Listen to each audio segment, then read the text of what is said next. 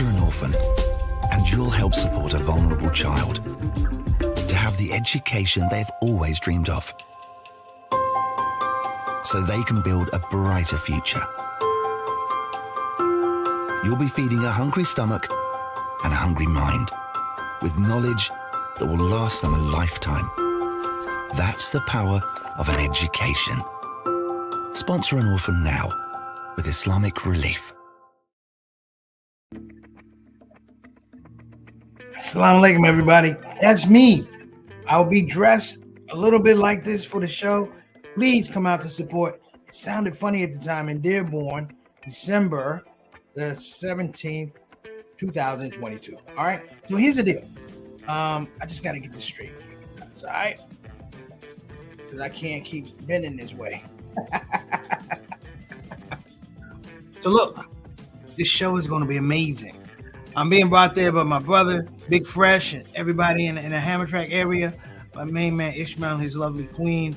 Rafiki's going to be there. This is going to be an amazing show. It's going to be intimate. It's going to be funny. Years ago, I did something called Love Supreme and Anatomy of Gratitude, which was a true tribute to John Coltrane through comedy.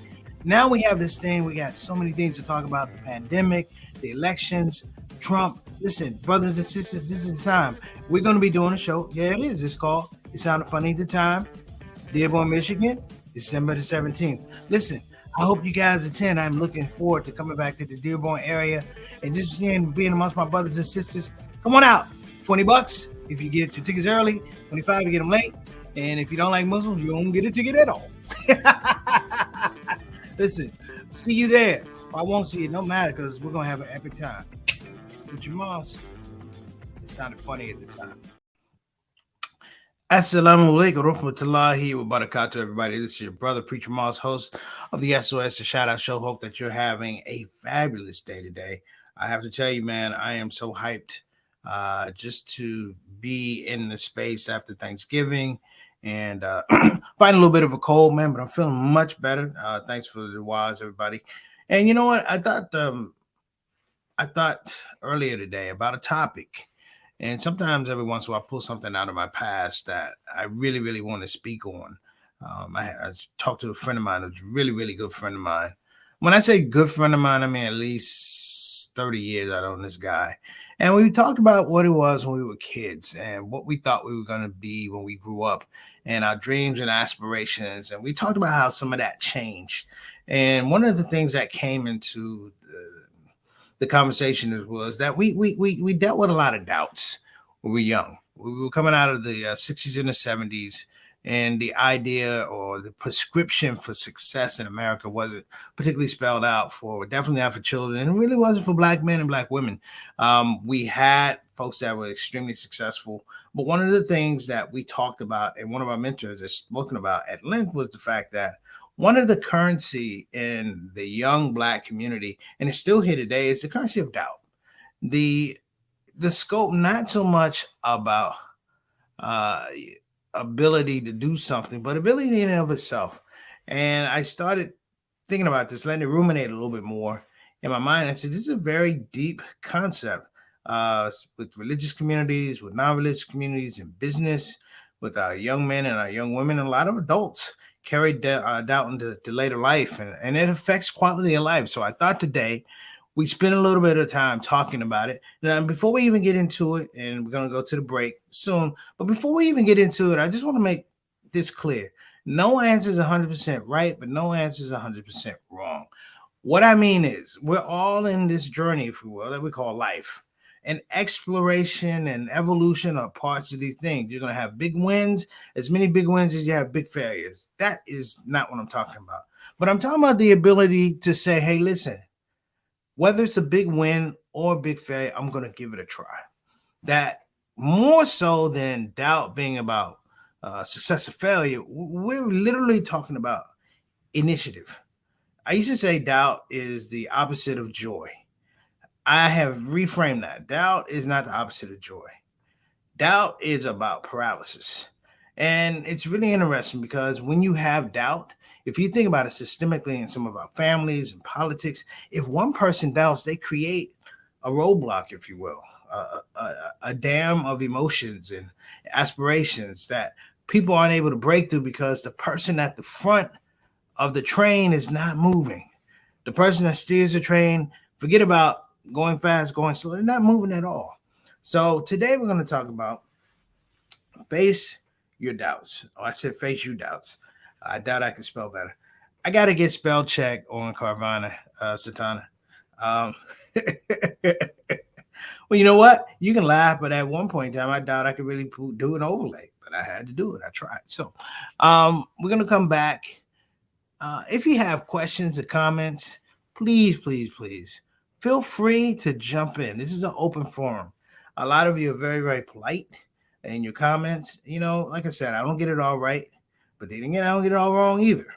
My point is, this is inclusive, and this is a human topic.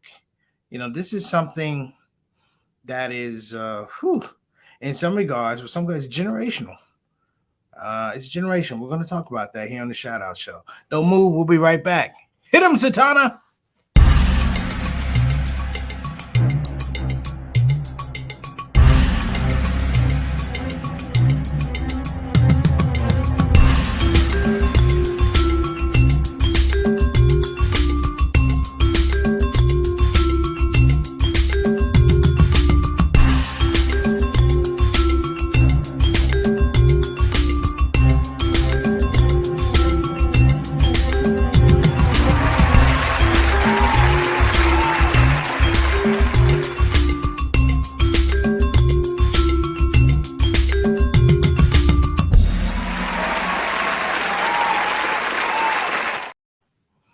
All right, family, welcome back. This is Preacher Moss. Thank you so much for coming back.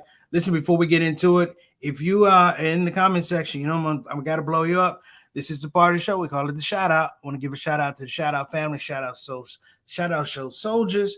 Let's go ahead and get them in here, and then we can get to our topic. First up, we got Sister E. Assalamu alaikum rahmatullahi wa barakatuh to you, dear sister. Hope that you're doing well, as well as Brother Derek and your young King Juwan. Thank you so much for tuning in. We appreciate you.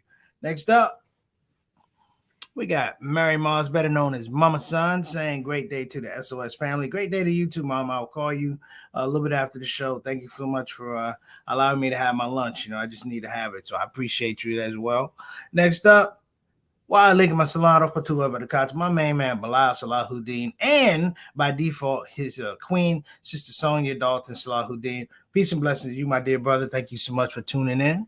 Next up, we got Mr. 6 o'clock. Wa alaikum assalam rahmatullahi wa barakatuh, our Canadian envoy to the show, my main man, Altaf Rashid. Good to see you in the house, brother. Appreciate it. Checking the quality of the show on this side of the border and the other side of the border. Peace up to Canada. Great place to go. Next up, Sister Rabina Chaudhry, but we call her Trouble, all the way from the UK. I saw you, sister, and I said I had to blow my sister up. I hope you're doing well and your family's blessed. Wa alaikum assalam rahmatullahi wa barakatuh. You know we miss you. But I know you ain't been on here in a minute anyway. She said Rabina has ended the building. You ain't even give us a slam, sister, but I'm going to let that go. You haven't been here a while, but I appreciate you as always tuning into the show. I was looking for you when I was over tour overseas in the UK. I went to all them cities. I didn't see a one Rabina Chaudhry poster with shout out show, but we're going to be all right. Next up, my little brother, better known as Johnny L. Thomas. To me, he's always going to be JT. Wa alaikum assalam rahmatullahi wa barakatuh, beloved. Good to see you on the show. Shout out to Aunt Mamie and shout out to Miss Maisie.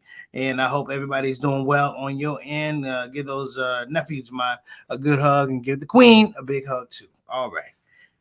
Next up, my main man, Eric Carter. Wa alaikum assalam rahmatullahi wa barakatuh, beloved. Hope you're doing well, man. And thank you for that shout out yesterday about trying to do a show in South Carolina. You know what? I need to just come to South Carolina and just do a show. And I'm going to be talking about that hopefully in the next couple of weeks, just doing some pop-up shows, man, getting out on the road and making it happen.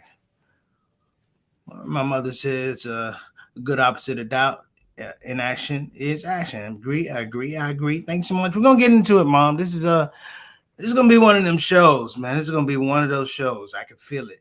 And we can't forget, of course, our executive producers is Satana Whitfield, working the ones and twos. Wa alaikum assalam rahmatullahi wa barakatuh. She says, welcome, SOS family. All right. We got a full house here today. Great. So let me start this thing out and giving you it wasn't a traumatic incident, but it rung in my craw. Um, it's third grade, no, second grade. Second grade, I had a teacher named Miss Deirdre.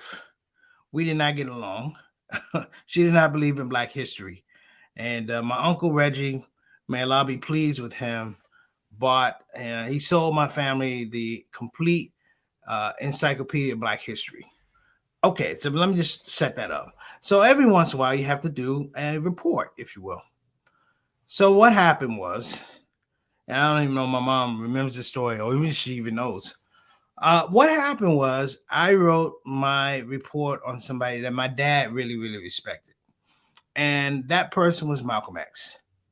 So at the third grade level, you're only going to get so much about Malcolm X and da da da. So, when it came time to present the report, I went up and I did it because they didn't ask you what your report was. You just had to turn it in. And as I'm talking about this, Miss Deirdre said, stop. Excuse me, she goes, stop. And she took me out in the hall and she said that I was reporting on a very, very bad man. And I said, I don't understand. She goes, now you have to realize that I'm in third grade talking to an adult. So this could go left, especially with me. So she said, you're talking about a very, very dangerous man, a very, very bad man.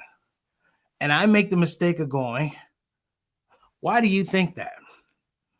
I said, in my report, I didn't feel it. Why do you think that? Because in my mind at third grade, I'm like, this is a man who's reformed himself. You've been able to see something that is spiritual, metaphysical, that he's gone from this thing to that thing. And she tried to tell me that he was a bad person and he was separating and he was holding Black people back. This is in the third grade. And you're dealing with busing and all that type of stuff. I looked at her and said, I don't think so. And in my face and in my words and in my body, I guess my body language, if you will, I doubted her. And from that point, after that, I doubted her the rest of the year. And I didn't do well in her class. And the reason I didn't do well in her class is I didn't believe that she was there for the best interest of yours truly. Maybe with parts of the other class she was there, but I felt like I was singled out. And what happened from third grade to fifth grade to sixth grade is that I lost confidence in my teachers, particularly my white teachers. Miss Crayhall was okay, but I had her for 2 years, third and fourth grade. I had Miss Prather, who was a Black teacher, and of course you heard the great stories of Miss Jones in the sixth grade. But I got a paper and it had a bad grade. I never took it home. And may Allah be pleased with her. Miss Jones heard about my story, my report, in a teacher's lounge. And she asked, did I have the paper? And I was going to lie, but I said, yeah, I do, because it just happened that day. And she looked at me and she said, don't let people introduce you to doubt. Ask questions, be proactive, all these things. I'm like, and it makes so much sense now. Because what she was saying, and I'm going to put this out here for a lot of us, particularly people of faith. People of faith are fed a steady diet of doubt, to the point whereby there are people who have mental health issues that are built around doubt. Their ability to perceive, hear me now, perceive the realities around them and navigate them as appropriate. We live in a time of disinformation. We never heard of disinformation back in the day. What do we hear? Use a liar. That's what we heard. And if you yelled out, use a liar, everyone else will go, yep, use a liar, because you can always confirm a liar. But it's very, very hard to confirm doubt.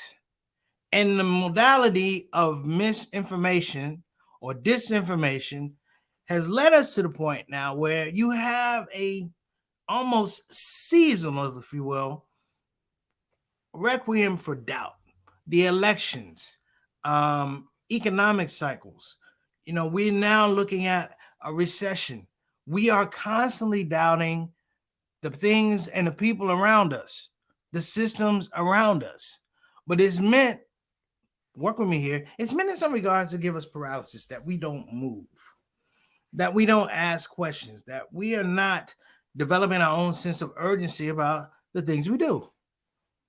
And here's the thing that helped me, and inshallah, it will help you.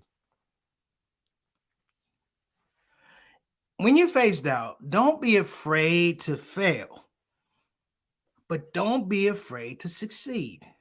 Let me say it again. Don't be afraid to fail, because we all do fail. Oh my God, I'm gonna fail. But don't be afraid to succeed. A lot of people have doubts about their own success. They do the work, they do the prep, they sign off, dot the I's and cross the T's. But sometimes when success comes, they can't fully engage it with their own joy to say, hey, listen, I did X, Y, and Z, and I got these results. And what happens is people tend to ask or question or doubt how you had your success. Oftentimes, as a creative, I've had to look at doubt and align it, if you will.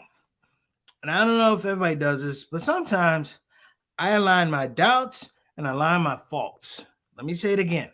I align my doubts and I align my faults. And if there's not a parallel connection to them, then I know my doubts have very little to do with my faults. Because you know your faults, you can turn them around. The doubts are something that have a little bit more engaged with how something move forward. Clearly, your faults are these things that not necessarily hold you back, but they do complicate the process about how you exist, how you function, how you operate. That's number one. Number two, learn to turn down the volume. Learn to turn down the volume. Now, most of you may know this because we're very close on this family, but for those who don't know, I am, for lack of a better word, a very, very engaged and established introvert. While you may see me on the stage, I have my ways because the stage is artificial. To do the show is artificial. You're there for a job, you do the job, and you can leave. Ironically, if there are 2,000 people in the audience, the safest place for me to be is on the stage because there's no people there. Hence, that's probably why I haven't gone to Hajj, but we won't talk about that. But let me add this, though. In that space, I've created safety zones. And I'm going to encourage everybody to learn how to do this. Create safety zones whereby you can openly question what your doubts are, but you can dissect them. Why do we not do this? Why do we not do that? Why? I used to do this thing with salat and prayer. I would go, okay, I do Fajr, Zuhr, but I would get to Isha prayer, and I seemed like I would wait till the last minute to do Isha prayer. You know, when you're sleepy and you're tired, and I'm like, man, why do I keep doing that? And I realized that I kept doing that. I said, because at the end of the day, you've done 4 prayers. But at the end, the 5th one, that's the one that bridges you to the other one. I said, and you're not developing a sense of importance around that prayer. And ironically, I started, and this is how I fixed it. I wouldn't pray at home for a long time. What I would do, I would go to the masjid for Isha prayer. And what that did, it created zones for me to do the prayer. Do it at the house, but we know at the house, you get a case of itis, you wake up in the morning trying to pray that joint out 2 minutes before Fajr, or you would go to Isha. And what would happen, I would go to Isha prayer at the masjid, and what would happen was the sense of value was different because I was praying with other people. Think about that. Create safety zones. 3, this is very important. After you turn down the volume, and you can't hear what other people are saying, see what they do. Create your own silent movie, if you will. If you ever get a chance to do this, you're watching the TV show, turn down the volume. Figure out the action from the characters. Try and figure out what it is that they're doing, body language and things like that. Because you have to have another set of perception. You have to be able to see things. Because doubt is probably one of the more I would say doubt is probably one of the lesser discussed foundations of poor mental health and poor physical health. You know, we carry around anger, or we can carry around guilt. Carrying around doubt is something that's probably equally more dangerous because you're constantly thinking about what could have been or what wasn't or what will be. And that, brothers and sisters, is interesting because it's not necessarily tied into action. It's tied into this capacity to engage. Sorry about that. To pretty much engage your ability to engage your ability to handle problems and interact with your environment. Okay, that's probably good. I'm gonna take a quick break, Satana. Sorry about that. My grip Don just went off. We'll be right back. Stick around. Face your doubts to win in life.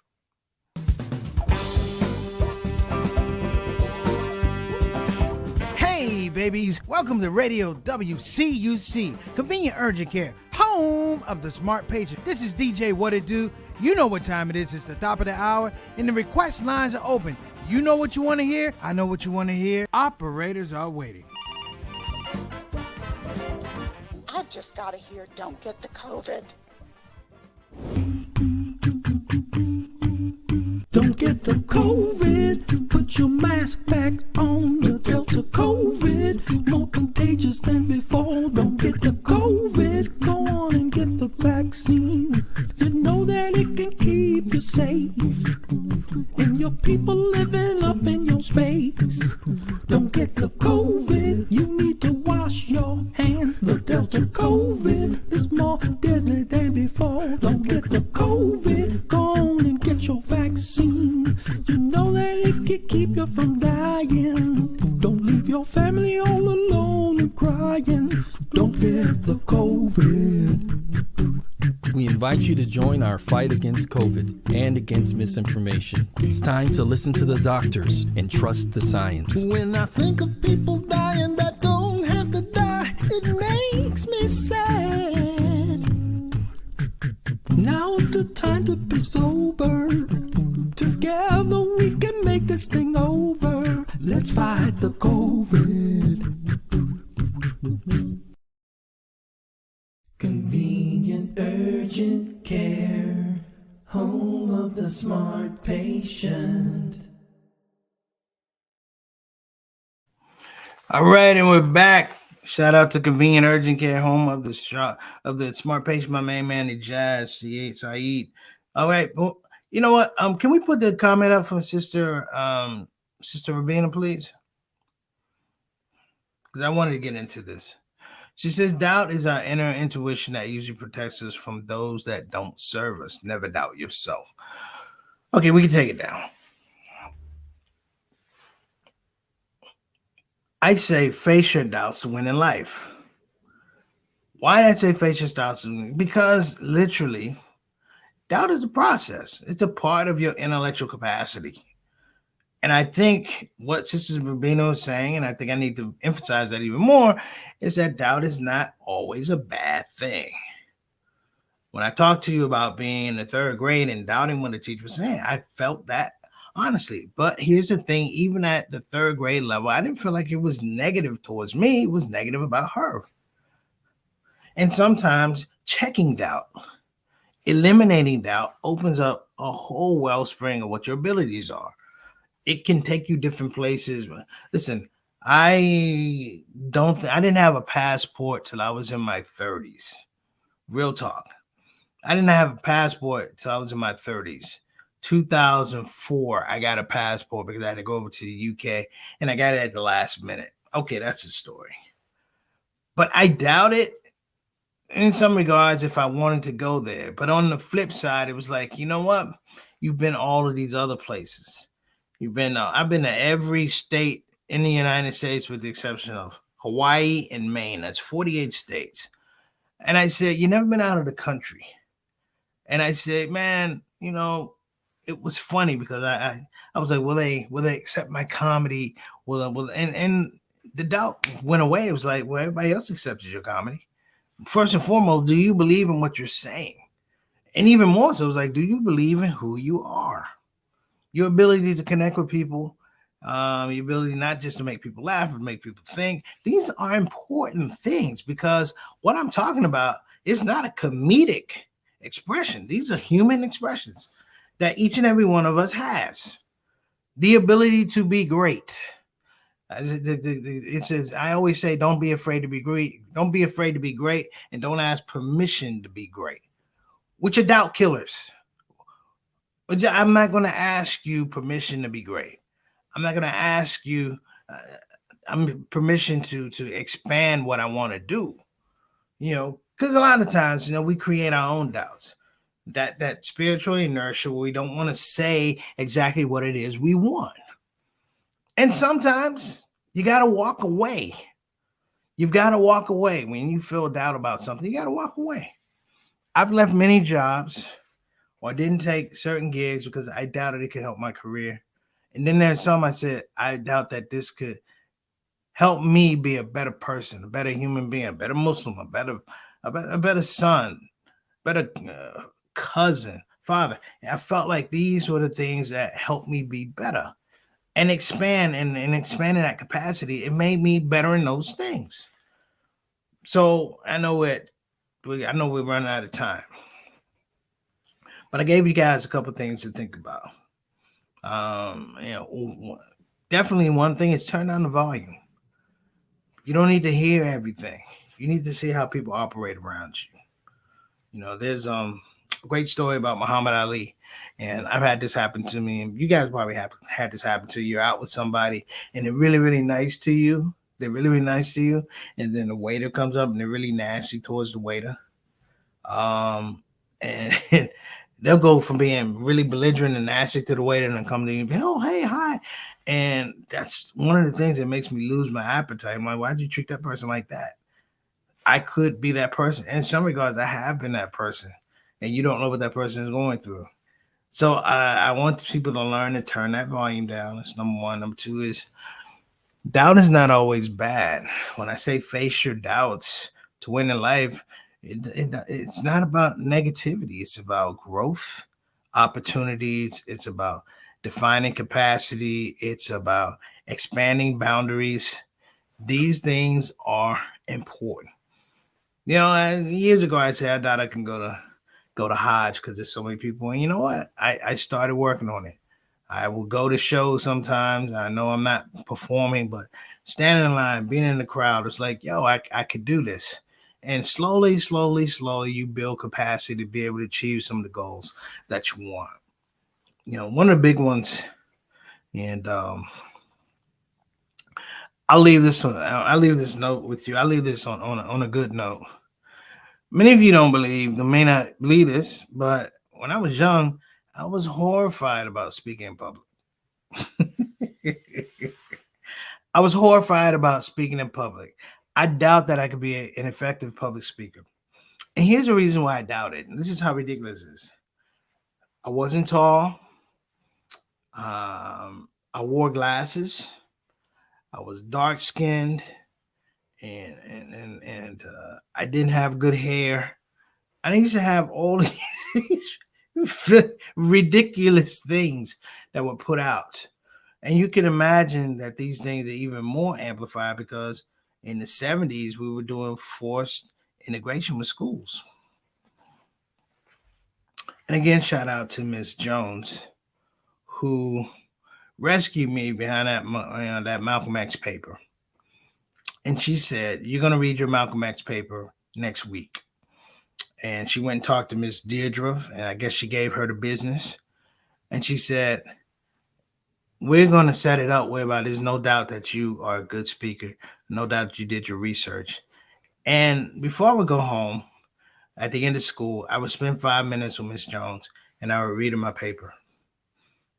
And then I had other papers, and I would read her my paper, and I would read, and I would read, and I would read, and I would read.